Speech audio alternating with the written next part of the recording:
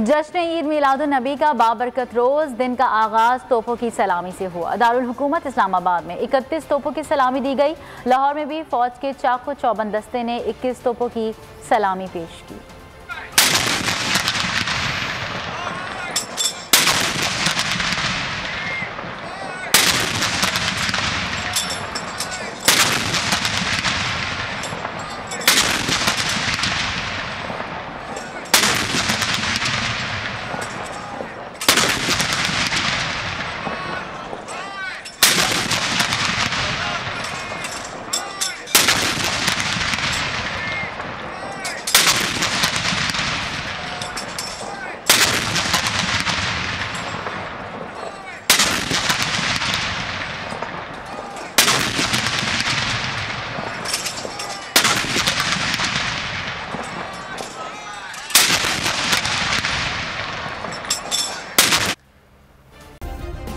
Subscribe करें और bell दबाएं ताकि कोई खबर रह न जाए।